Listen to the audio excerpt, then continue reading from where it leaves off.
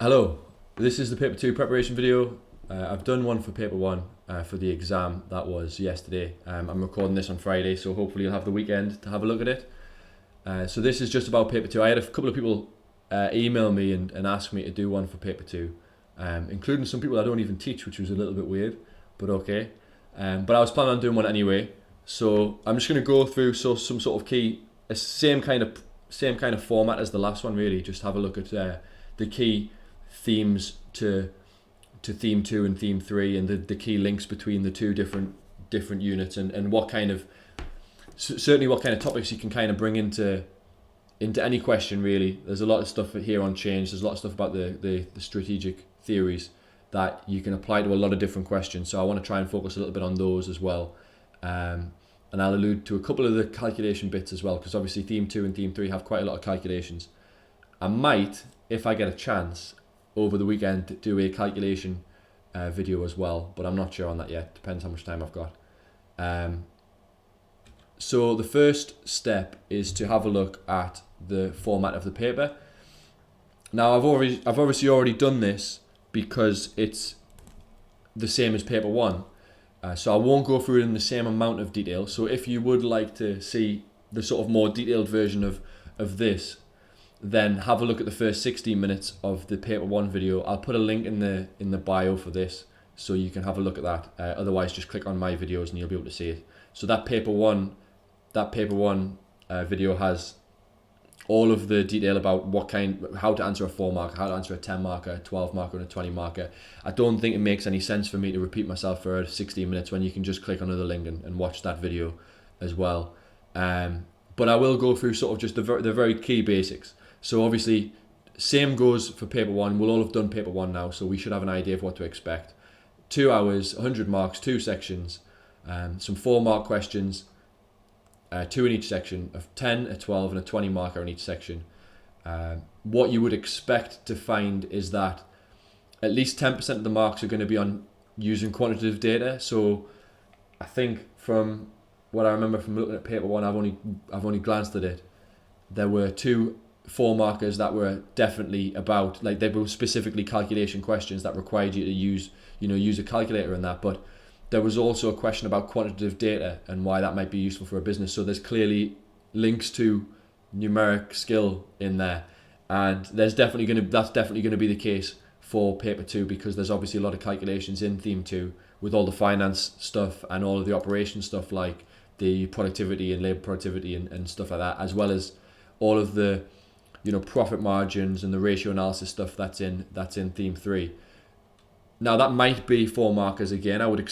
You'd expect to get at least 2 calculation questions out of the 4 markers, but it might also be a question maybe like a 10 or 12 marker. And just that last reminder, that key thing with those questions is, if that requires you to use data from the case study, it will say in the question, using the data in extract A, B, C, D, and it will direct you to it. So in paper 2, you might see maybe a statement of financial position or a statement of comprehensive income. So if the question says using the data in extract B, and extract B is a statement of financial position, that's the exam's way of telling you that's where you're going to get that data. So make sure you've practiced your calculations. Basically, that's obviously really important for this paper. It's really important for any business paper, but I think it bears repeating. So you get 2 sets of extracts. Have a think about how you approach it. Maybe after doing paper 1, you might decide to do things a little bit differently. As I mentioned in the last video, a lot of my students prefer to try and link which extracts go with which questions before they start trying them, before they start answering the questions. I've seen a lot of studies over the last few years about, and this is something I did myself when I was doing my exams at university a long time ago. I would read all the questions for the section first before I started answering any of them, because even then, if you're obviously not thinking about those answers, but there's a lot of studies that say that part of the subconscious part of your brain might be starting to put thoughts together, and processing sort of information ready for that question, so that by the time you get there, you're a little bit more prepared. I don't know, you've just got to see what works for you, I suppose. As I said, I'm not going to go through this in a huge amount of detail because I've done that in paper 1. What I might do is I might split that and put it as a separate paper and just talk about exam structure. I will do something a little bit different for paper 3. I'll do the paper 3 video early next week because I know that the exam's the following Monday, and I know that paper 3 is a little bit different. But as I said, if you want a bit more information, maybe if you didn't watch the paper 1 video because you didn't see it in time, if you would like to know, in detail how to answer a 4 marker, a 10 marker, a 12 marker, or a 20 mark question, go to the paper 1 video and have a look at the first 16 minutes. I'll put a link in the bio, so it should be really easy to find. So instead, what I'm going to do is I'm going to focus on the content. So theme 2 and theme 3 are obviously, they're fairly detailed. There's quite a lot of numeric stuff in here. There's quite a lot of calculations. Theme 3 obviously has 6 units, whereas theme 4 only has 4. So you'll find that there's going to be quite a heavy influence on theme 3. The most important thing I think about theme 3 is a lot of the stuff in theme 3 applies to most decisions a business makes because it's all about decisions and strategy. So the links to theme 3 are so easy to spot. But I am going to focus on a couple of sort of bullet points in particular. So I've identified 5 bullet points. These are sort of my focuses for the video. These are where I think the big links are going to be between theme 2 and theme 3.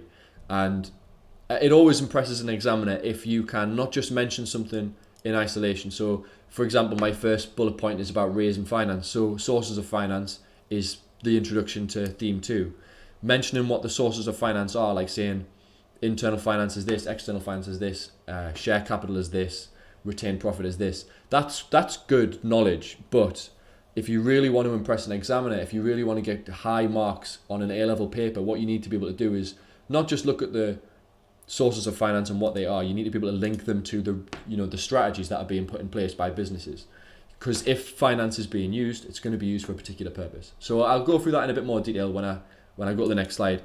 But we're going to look at raising finance, so the use of finance and the strategy, a little bit about loan capital and capital employed. We're going to look at profitability and liquidity, which is one of the few topics that is actually tested on 2 different themes. Profitability and liquidity is in theme 2, where you start to look at what is profit, what is liquidity, what is cash flow, etc. But it's also in theme 3 where you do ratio analysis, because a lot of the ratio analysis, a lot of the ratios and the calculations you do in that part of theme 3 are the same calculations you might get taught in theme 2. I tend to teach them twice. I tend to teach them in theme 2 and then again, so that's going to be probably February or March time, and then again in the sort of September, October when we get to it with theme 3. Just helps drill them in a little bit. So make sure you're aware of those profitability and liquidity ratios. The external influences has a massive impact on any strategy that a business does. External influences is 2.5, so it's at the end of theme 2. Obviously the strategic theories can be related to many different questions. If it's not necessarily a question specifically about Ansop's matrix, anytime a business makes that kind of decision, you can relate that theory to the decision that they're making. And then change is probably the biggest topic in my opinion. I think it's the biggest topic in A-level business because it has such a knock-on effect on so many different areas. So I'm going to start with raising finance. So there's 2 main questions when considering the use of finance. The first of which is, do you know the different sources of finance? Do you know the internal sources of finance and the external sources of finance?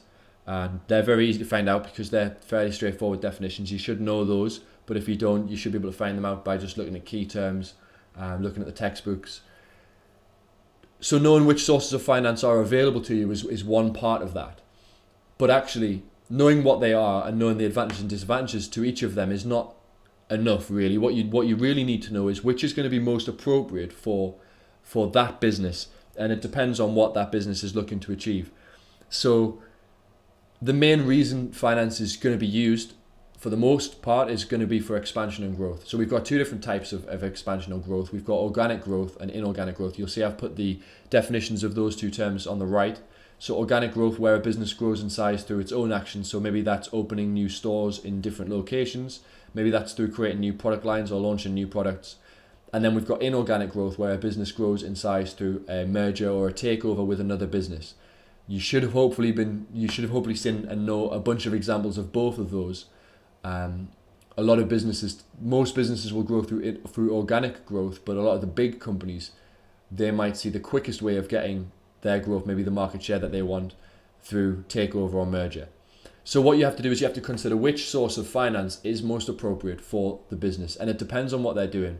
So if a business is looking at opening new stores or creating new product lines, you've got to consider different factors to determine what sources of finance are most appropriate for them. So we'd consider things like their cash position. If they've got a lot of cash, that might be beneficial for them to use that, because by using their own cash, they don't have to incur debt. And obviously, if you don't have to incur debt, there's two benefits. You don't have to pay it back, and also you don't have to pay the interest on top of that, which obviously is a cash outflow, which might have an impact on a business's running costs. So the cash position is going to determine whether a business is maybe able to grow organically or have to go through inorganic growth. And obviously, if they don't have enough cash, or if they can't use retained profit or money that's being invested by shareholders, they may have to incur debt to grow, and that makes it more risky because you have liabilities that you need to pay back to someone else, whether that's a bank, whether that's an investor. It depends on the situation. Another thing that you have to consider is the type of ownership. So if you're a public limited company, for example, where you're owned by a number of shareholders, their primary aim is they invest their money in businesses, in PLCs, in order to make profit. Basically, they're trying to make money through dividends. And so you might find that a PLC of that nature, that there might be some shareholder pressure on the organization to pay high dividends.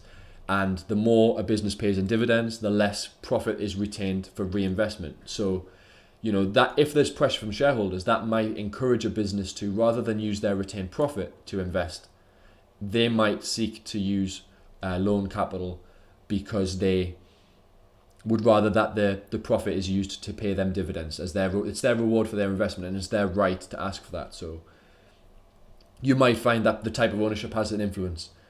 You might also find that the type of ownership might restrict the ability to take out to get share capital in. So the owners of a business might be unwilling, the shareholders might be unwilling to allow new shareholders to join the company, because they'll maybe lose control, or they'll lose a percentage of the business, which then might mean that they have to look to other sources away from share capital to get investment.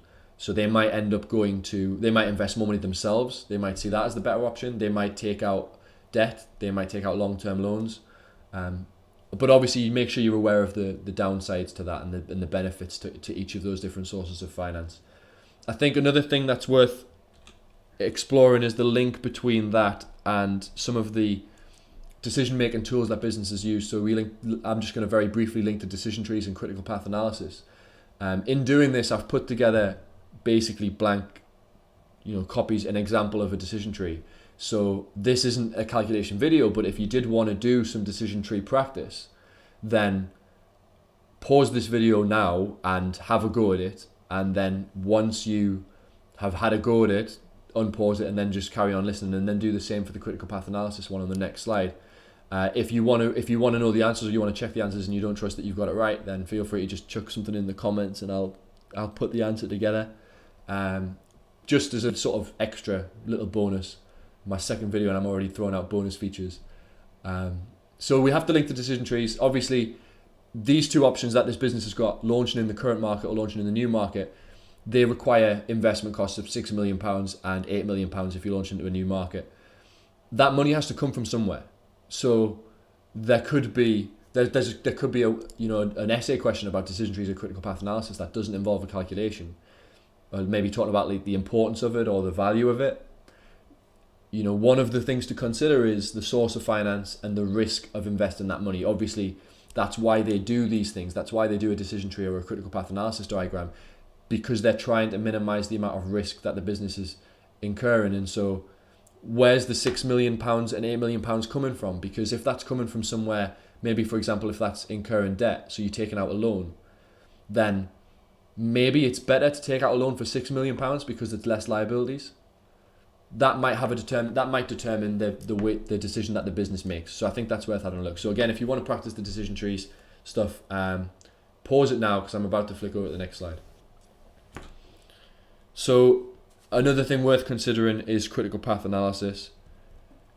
Again, I've put a blank one on there. If you'd like to have a go at completing it and working out what the critical path is, then by all means pause the video and give it a go, and then just unpause once you've had a go. Again, if anyone asks for the answers, I'll put the answers somewhere.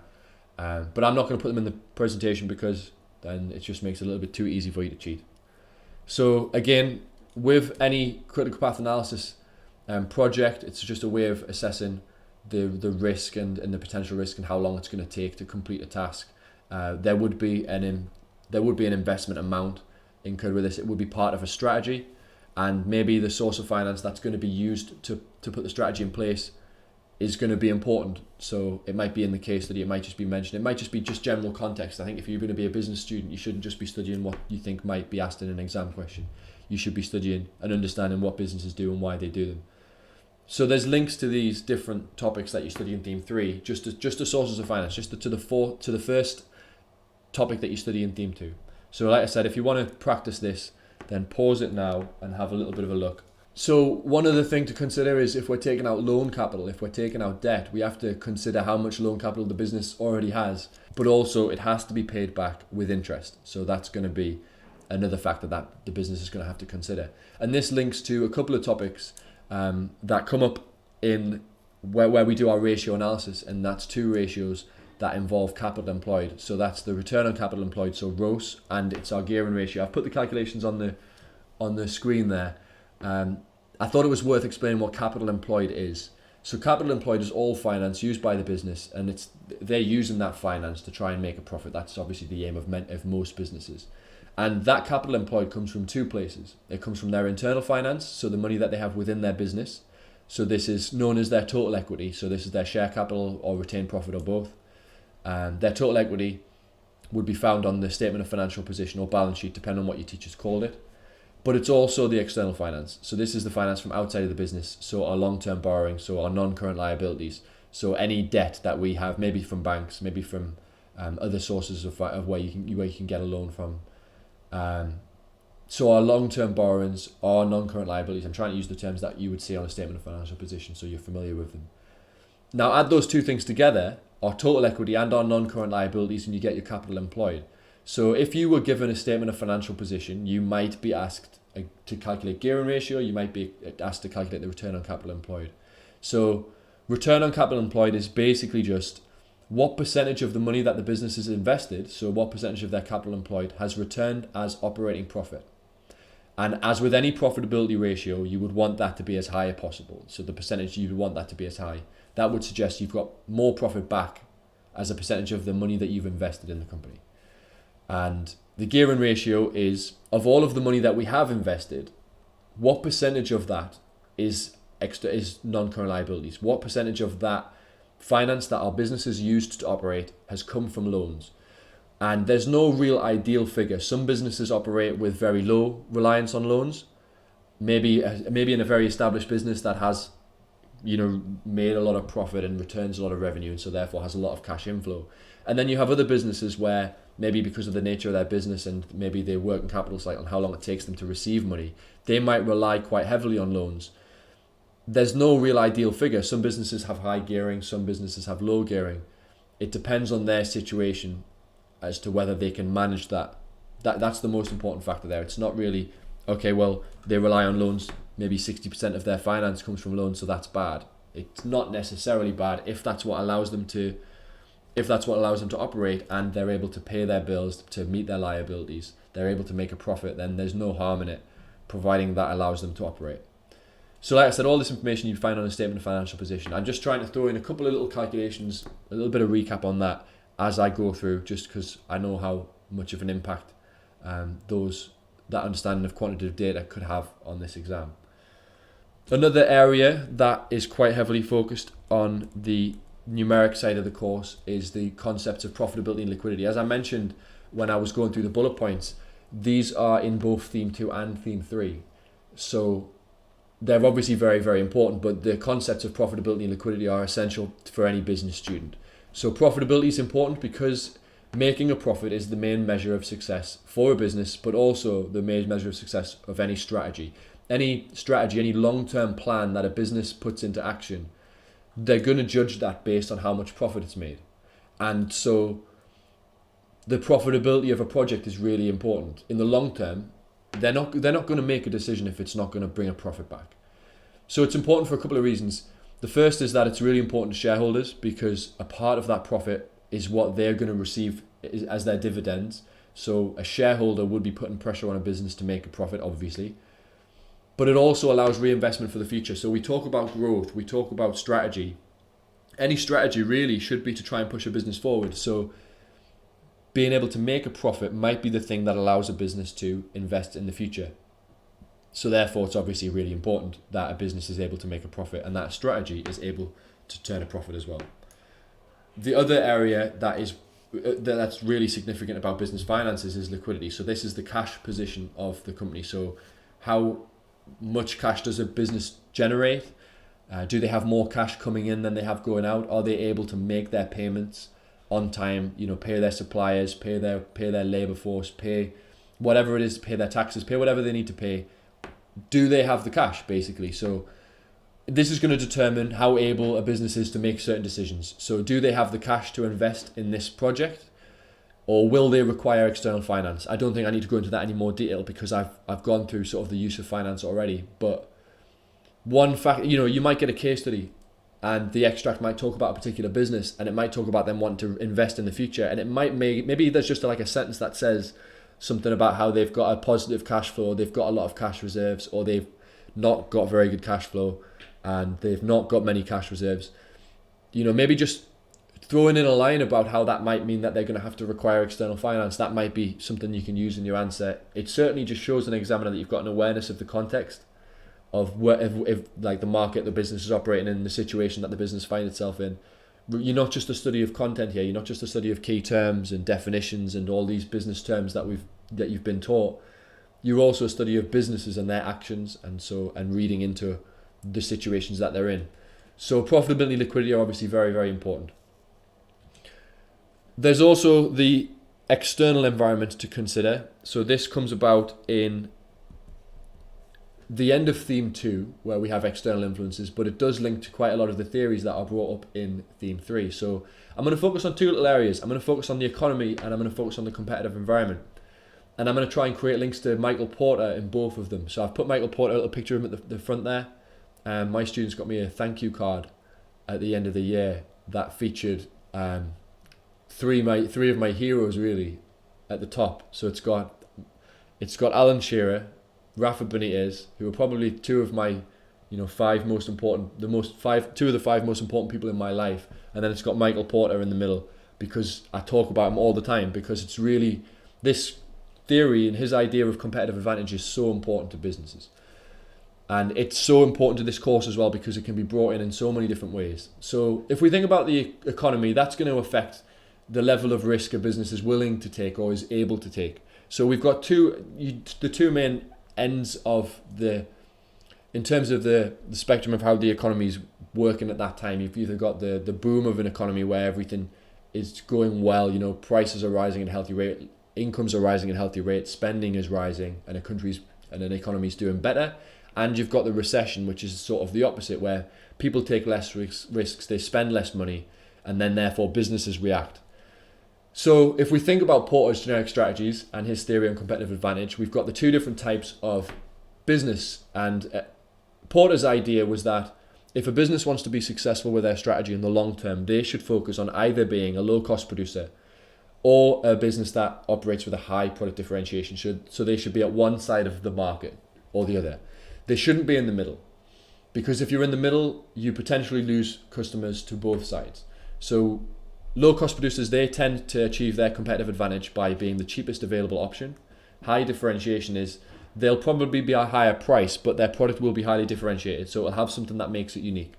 So you look at the grocery market, I think it's probably the best example of this, where you've got the low-cost producers are obviously businesses like Aldi and Lidl. The high differentiation are going to be the Waitroses, the Marks and Spencers. And then you've got a lot of the big, traditionally successful companies like Tesco and Morrison's and Sainsbury's and Asda, who have found themselves a little bit stuck in the middle. Now the problem is with that is we had a recession, 2008, 2009. It had a massive impact on our businesses. And since then, we've seen a lot of the consumers who would traditionally shop at Tesco or Asda they're being a bit more cautious with their money because of the recession and because of the after effects of the recession. So what do? Well, they go to the Aldi and Lidl. They go somewhere where they can get lower prices because they're trying to save money. So Tesco are losing consumers to them. Now, what also happens is if we've got economic growth, we've got slow economic growth, but it's economic growth nonetheless, and people feel a little bit more comfortable with how much money they've got, they might then start to buy better quality products, or what they perceive are better quality products. So Tesco, their products, they're not the cheapest, they're also not the highest quality or the highest level of differentiation. So their customers might then leave to go to Waitrose if they wanted something that's better quality, or they want something that's a little bit different, or they have specific requirements. So in a recession, you would expect low-cost producers to do well. High product differentiation companies, some of them are going to suffer. What you would likely find, though, is that if a business is a very luxury brand, so like a Ferrari, a Rolls-Royce, a Gucci, or those high-end brands, they're going to be high differentiation, but they're going to be high differentiation at in a luxury market. They're probably going to be okay. They will lose sales because some of the people who previously could afford their products or were willing to spend the money on those products won't. But for the most part, it's safe to assume that they're a luxury product, they're targeting very affluent people. Those people are still going to have the spending power to be able to buy those products. So it's an assumption you can make that in a recession, the low-cost producers will certainly benefit the most, but the luxury high differentiation companies will probably be okay as well. It's the businesses that are in the middle and the businesses that have high differentiation but aren't necessarily luxury brand, they are the ones that are going to struggle the most. The opposite is going to be the case when we've got an economic boom. People will spend more money, they'll have more spending power, so they're more likely to move from the low-cost producers, from the Aldis and the Lidls, although there will always be demand at the lower end of a market. There will always be people who can't afford to buy the better products or don't want to spend more money. Those high product differentiation companies are probably going to benefit, though, because consumers suddenly now have more spending power, especially if it's a non-essential good, like you think about something like going to the cinema or going out for a meal. They're going to benefit more in a boom, obviously, because people will start to see those things as value for money, or they'll find it easier to pay for those things. So they will go and take part in those activities. The other thing to consider is the competitive environment. So we have to also consider the state of the market. So you can link this to Porter's 5 forces in terms of things like the rivalry amongst competitors and the actions of competitors. What are your competitors doing? Are there other products that are available to consumers? Do you have a lot of bargaining power? Is it possible that new competitors will enter your market? And if it is, then that might have an impact on your business and how hard you work to maintain a competitive advantage if there's a lot of threat of new entrants. There might be a threat of substitutes. You might have a product that actually it's not needed. There are other ways of, maybe for example, travel. Think about like a car, for example. There are substitute methods of transport. You can use public transport, you can walk, you can cycle, you can get trains, you can fly, you can do a bunch of different, you've got a series of different options, and so in that respect, your position's under a little bit more threat. So you have to consider the size and stature and the actions of your competitors. Are they investing in the future? And if they're investing in the future, should you be investing in the future, or are you going to just get left behind? Businesses like Apple and Google, they spend a ton of their money on investing for the future. So you have to make sure that you do the same if you want to maintain a competitive, position in that market. You also have to consider the level of growth in the market. I'm going to mention Boston's matrix in a little while. I'll kind of mention the growth of a market in a little bit then as well. But you also have to consider that, are you operating in a market that's going to grow? And if so, maybe that makes you more willing to invest. Maybe that makes you more willing to take more risks in terms of strategy. Whereas if you don't think the level of growth in the market is very significant, you might be less willing to spend big money or incur debt to invest in strategy or to take part in strategy that you don't think, if the market's not growing, that might not be the most sensible option for you. So consider Porter's 5 forces, but also just make sure you're aware of the competitive environment. There might be competitors mentioned in the extracts. You might know competitors that aren't mentioned in the extracts that you can bring in, and that's fine. Obviously, the case study is enough. You should just be able to get good answers from that. But if you want to bring in your own context, then that's absolutely fine as well. So we have 3 different strategies that I'm going to mainly focus on. We've got Ansof's matrix, Porter's generic strategies, which I've already mentioned a little bit, and Boston matrix. So these are these are really important because these strategies are going to be used by businesses to inform the decisions that they make. So they're obviously really important to strategy. But the other thing about this is that you can bring these theories into questions that don't necessarily reference them by name. So Ansoff's matrix, for example, the first one that we're going to have a look at, is anytime a business makes a decision in terms of marketing in particular, is going to be linked to, you'll be able to put that on Ansoff's matrix. So effectively what Ansoff's matrix looks at risks and how much risk is involved in a decision that a business is making. And the idea is that the risk is greater the further away a business strays from what it currently does. So obviously a business that's doing something in a market in which they already have a product and they already are operating within that market, that's less risky because they've got knowledge, they've got experience, they know that market, they'll have done research on that market, they've got experience in that market, they've seen how successful or unsuccessful their product has been. The more you move away from that, the more risky it becomes. So say, for example, you see on the diagram there, we've got two different areas here. We've got, is the strategic direction is it in the market that they're currently operating in, or is it in a new market? So we've got a current market or a new market. And is the product being marketed an existing product or is it a new product? So obviously market penetration is the safer option because you're doing a marketing action with a product that you already have. It's an existing product, but it's also in a market you already are selling to. So there's not really much risk there. Maybe that's just a new advertising campaign. Maybe you're changing your pricing strategy or something like that. The more you move away from that, the more risky it's going to become. So maybe, for example, you decide to go with product development, which is where you launch a new product in a current market. Maybe that's like an updated version. Maybe it's just an adapted version for a particular reason. You would assume that that's based maybe on new technology that's become available, maybe on things that you've learned that the consumers want, but you didn't provide in the first model. That is more risky because it is a new product. It's not that risky though, because you surely have experience in that market. You know what the consumers in that market want. On the other hand, what you might do is you might have an existing product that's been quite successful, and you might see an opportunity to take it to a new market. So you would do market development. Maybe that's a new geographical market. Maybe that's into a new country. Maybe it's into a new part of the country that you're currently operating in. Obviously, we have businesses that start off as local and then expand around the country. One of my favorite businesses, Greggs. It's a Geordie company, so obviously I have an affinity towards Greggs. I kind of feel like it's every time I go to Greggs, living away from the northeast, I feel like I'm going home to an extent. They obviously started in the northeast, and if you go to Newcastle City Centre, you'll probably find about 30 of them. Now, about a year and a half ago, they opened a Greggs about a 2-minute drive from my work. So for me, obviously that was quite nice. But that's obviously riskier, and they're going into a new place. They don't know if the consumers are going to want the product as much as they did in the original market. Obviously, it's more risky when you go into a new country because there's probably going to be much more significant costs. But market development is obviously really important to any business that's looking to grow. So you just think about that strategy. If you see an example in the case study and it talks about a business that's taken a product that's successful in one market and they take it to a new market, then you can say, well, Ansoff's matrix would refer to this as market development and it is risky because. And doing that, it just demonstrates that you're a good business student. It demonstrates that you know your theories and you can bring them in even when they're not specifically asked for. Obviously, some businesses tend to diversify quite significantly from where they originally were. So that would be launching a new product in a new market. Because both the market and the product are new, that is obviously the most risky option. So for example, I think one of the best examples I've sort of heard of is Nokia were a really big company. I think sort of go back 8 years, they were the market leader for mobile phones.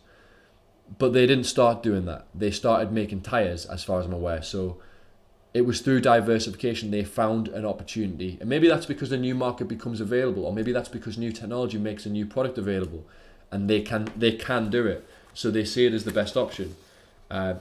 So you have to consider how risky the action is, but also how much reward can come from it as well. Obviously, diversification, if that means you're going to be the first mover in a new market, then the potential reward for that, if that's a market that's successful, is quite significant.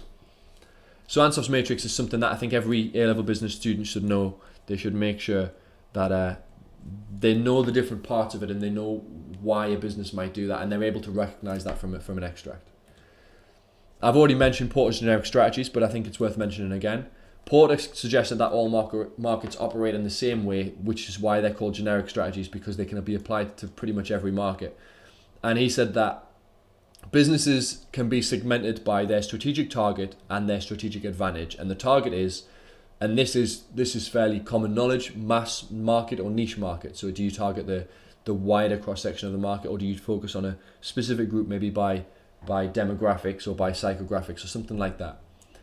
So then we've also got, as mentioned previously, the source of our competitive advantage, our strategic advantage, which would be, are we a low-cost operator, or are we a product differentiation, high level of differentiation focused business?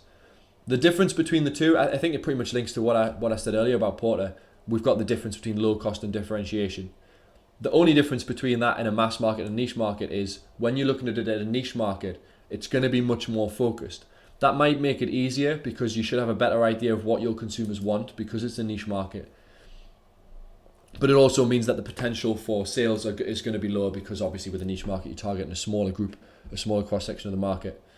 With a mass market, a lot of the businesses you'll tend to find in the mass market will be, you'll find a lot of mass market, low-cost businesses. So again, something that might be worth having a look at. If you've got a business that's clearly low cost or high differentiation, mention that, identify that from the case study and talk about it. And then if you see that they're operating in a niche market, you can bring in that focused differentiation. You can bring in Porter's generic strategies, really impress an examiner, but it might also help you come up with a point as well. The last of the three strategies I'm going to look at is the Boston Matrix.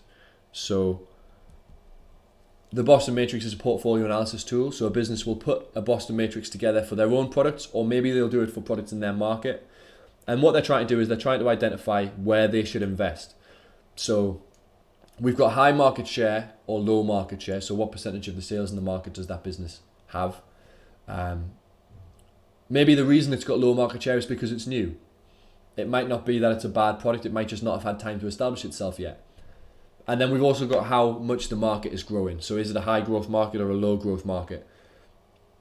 So we've got our star products. They're going to be they're the ones that are going to make us large amounts of profit. So we're going to have our star products are going to be, for example, like an iPhone. We know it's high market share and we know the market for smartphones is growing. So a business is going to want to keep those products going as long as possible. Whereas a business like dairy milk, for example, would be a cash cow because the market for chocolate isn't growing, but it does have a high amount of market share. So that won't require as much investment to keep it going because the market's not growing. So the impact of competitors is going to be much lower and there should be less changes in the market. But we do want to make sure that we keep reminding consumers that our product exists so that we can continue to make profit. The real area this is going to cause us to have to make decisions is when we think about our low market share products. So our problem childs or our question marks, these are the ones who, they're in a high growth market, but they don't have a huge amount of market share. Maybe that's, like I said, maybe that's because they're new. Maybe they just don't have enough brand recognition at this point. Maybe there's big competitors in the market. You're probably going to want to invest in these to try and turn them into star products, because if a problem child or a question mark can become a high market share product, it's going to be a star. So it's going to make a lot of money for you. So you will probably want to invest quite heavily in those kinds of products, providing you think that there's room to grow in that market and you've got the capability of getting high market share. The dog products, these are the products that are low market share and low market growth. If they're making a profit, keep them. But you're probably not going to invest in them because they've got low share in a market that's not really going anywhere. It's not going to get much bigger. So chances are they're in the decline stage of the product life cycle. They're probably going to be removed from the market at a certain point. But if they're making a profit, keep them going for a period of time. The last thing I'm going to have a look at is change. So change is a massive topic in theme 3 because change can occur and does occur in business for a variety of reasons. Anytime anything happens, anytime any strategy is put in place, there is going to be a change. So this change could just be as simple as a business growing.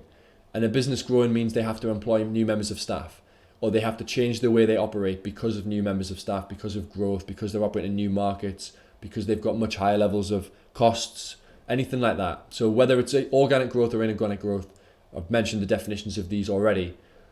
That's going to have an impact on the business. It's going to cause a lot of different areas within the business to change. So a couple of things that might change, for example, leadership can change within a business, especially if ownership changes. That's going to have an impact on a ton of different things. It's going to have an impact on, and I know that leadership's theme one, but it's worth considering for strategy how leadership can have an impact on change within a business. It's going to have an impact on motivation. It's going to have an impact on productivity. It's going to have an impact on, how the business operates in terms of its culture. The culture being the way the business does things. So corporate culture is a theme 3 topic. So make sure you're aware of how leadership can change and have an impact on culture, both in a positive way and a negative way. It depends on what they're replacing. It depends on whether the previous leader has been successful. It depends on whether the previous culture was established or was successful. But there might be a change in the ethical perspective, especially where there's so much pressure from consumers to be ethical. And that's obviously a big trend in the last few years. There's a lot of pressure on social media and in the news for businesses to be ethical. Maybe they change their ethical perspective, and then you think about the impact that has. So if a business decides that they're going to be more ethical in their supply chain, well, all of that operations stuff, all of the ways they produce their products, their production processes, etc., that is all theme 2. So there might be quite a significant impact on theme 2 and theme 3 there, where you talk about the change in theme 3 having an impact on the operations, which would obviously be theme 2. So just make sure you're aware of how a change in ethics can maybe change production processes. It can change costs, which therefore can change, cash flow. It can change profitability. The last thing to have a look at would be changes in the market. And I've already mentioned these when we talked about Porter's 5 forces, but I'll just go through some of them again very briefly. The actions of competitors. They might launch a new product and you might have to react. That might be a determining factor in a strategy that your business puts in place or a business puts in place. There might be new technology that becomes available that might change your way of operating. It might change your production processes. You might become, if you've got new technology, you might become less labor intensive and more capital intensive. So you're relying on technology and machines more for your production than you are relying on humans. It might be that this new technology gives you a competitive advantage. Maybe it gives you a unique selling point. So therefore that's going to be impacted in your strategy. That's going to determine which strategies you take forward. And then obviously, as I've already mentioned, Porter's 5 forces. So looking at the state of the market, looking at the threat of new entrants. Can new people enter the market? Is it easy to start up in that market? Is it difficult? That's going to be determined by maybe how much money it costs to invest, what level of expertise you need, whether the market is already dominated by a few big businesses and whether you're actually going to be able to get in there and get any market share at all. Also things like the threat of substitutes, the bargaining power of buyers and suppliers, and as I've mentioned already, the actions of competitors and how much competition there is between competitors within that market. So change could come up in a number of different ways, really. Look at the strategies that are being carried out by the businesses in the extracts and see what you can judge from that. It might be that they're launching a new product in a new market. It might be they're launching a new product. It might be they're launching a new market. It might be that they're just trying to consolidate their position within their existing market. So there's a lot to consider with change. I found it difficult to give my students exam questions that were specifically about change without bringing in loads of different other topics. So I think just having an awareness of how change impacts on a business could be something that has a massive impact on the business and on the strategy, and therefore it could be something that might be really helpful for you in your exams. So that pretty much covers everything I want to talk about. I will do a paper 3 video. I'll probably do it next Monday or Tuesday, and I'll probably put it up then, so you've got the rest of the week to have a look at it. If there's anything I'm just going to go through the 5 bullet points basically. So if there's anything in particular you'd like me to go through, then let me know. You can find me on Twitter. My Twitter is at Mr. J Goodrich, all one word. You can add a comment on here, that's fine as well. If I don't get any questions and stuff, I'll kind of just do what I was going to do anyway. But if there is something in particular you'd like me to talk about, then please do ask. Remember, if you want to have a look at the structures and stuff like that for how to answer the questions in the exam, then have a look at the start of this video, the first sort of 10 minutes or so, the first sort of 7 or 8 minutes, but also have a look, as I've mentioned already, the first 16 minutes of the paper 1 video. That's why you're going to get that in a lot of detail. My big advice would be, going through this video is obviously helpful for revision, but the last thing I would want, certainly the last thing I want my students to listen to before they go into the exam, is the structure stuff, because you spend so much time revising over the last few weeks that you probably haven't had a huge amount of contact with your teachers because you've probably been on study leave. My students obviously been on study leave for a couple of weeks now.